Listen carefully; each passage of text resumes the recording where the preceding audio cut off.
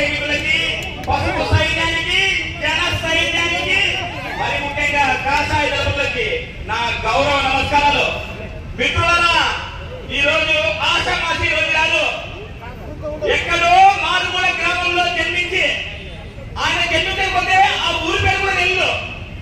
74లో ప్రత్యక్ష రాజకీయాల్లోకి వచ్చి 78లో మొట్టమొదటిసారి ఎమ్మెల్యే గెలిచి 80లో మంత్రిగా పనిచేసి 95లో ముఖ్యమంత్రిగా పనిచేసి 2004 నుంచి 2014 వరకు తన వీరోచిత పోరాట పనితో ప్రతిపక్ష నాయకుడిగా అందరి మద్దతు ఎదుర్కొని ప్రజా నాయకుల కోసం అలుపెరగని సారథిగా పాదయాత్ర చేసి 2014లో మరి